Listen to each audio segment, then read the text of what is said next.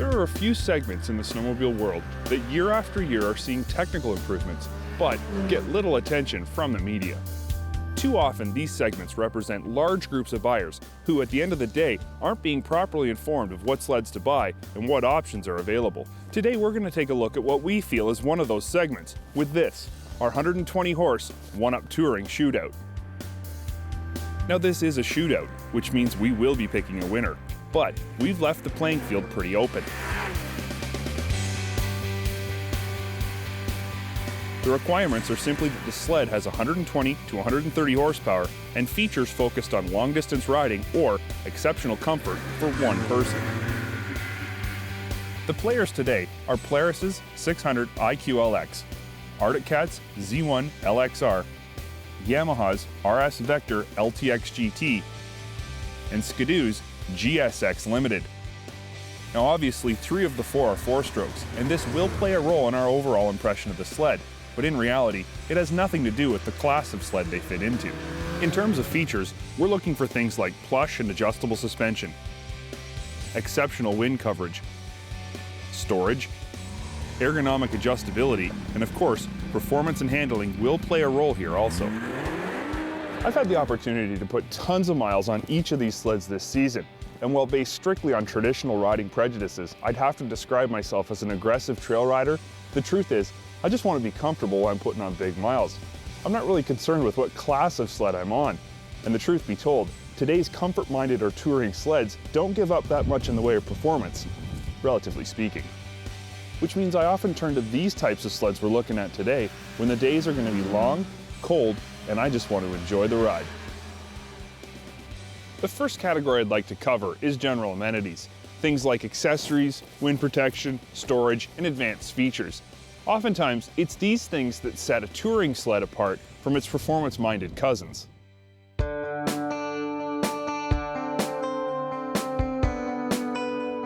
In this category, Skidoo's GSX Limited takes the top honors. In fact, I think it would be hard to pick a sled in history better equipped for one-up touring than this cruiser.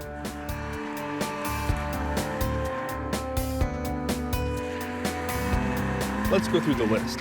Storage bag, mirrors, 12-volt outlet, heated visor outlet, and high windshield, they're all pretty standard. What sets this sled apart are its adjustable steering, heated seat, rider adjustable air suspension, and 137-inch long track. All this adds up to the ultimate in rider pampering, the ability to tailor the entire sled to suit you perfectly, and a lot of buttons to press when you're showing off to your buddies. The runner-up in this category is Arctic Cat Z1 LXR. This sled is also chock full of accessories and amenities like a rear storage bag, 12-volt outlet, and a tall windshield.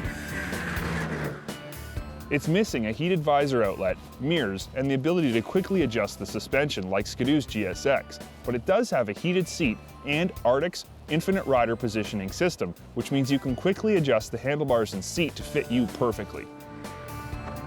Until you actually sample this feature, you won't understand how valuable it can actually be to the average rider, and how big a difference being able to adjust the seating and bar position can make on a 250-mile day.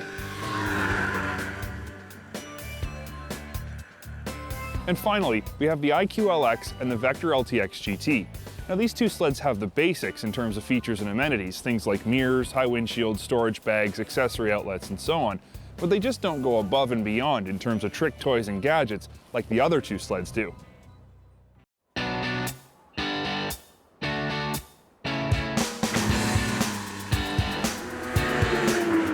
The next category we need to discuss is overall riding comfort. This category will cover ride quality, wind protection, and warmth. If there was one category that really defined this class of sled, I think this would be it. And again, with just these things in consideration, the GSX is the winner, but the LXR is close behind in second place. At the end of the day, the air suspension on the GSX makes it that much easier to tailor the ride to suit you perfectly. It's also extremely warm with its huge windshield and heated seat, and while the LXR is just the runner-up, it needs to be noted its floating front arm skid frame provides an incredibly plush ride, and it also has stellar wind protection and a heated seat. Again, the two runner-ups in this category are the Polaris and the Yamaha. The Vector LTX GT has acceptable wind protection and an excellent ride from its monoshock RA skid frame with tunnel-mounted adjuster knob, but it has no extra heating or comfort features. Likewise, the IQLX provides excellent wind protection, but its rear skid, even with its position-sensitive shocks, doesn't provide a plush enough ride for lighter riders, and overall, it lacks the features the first and second choices offer.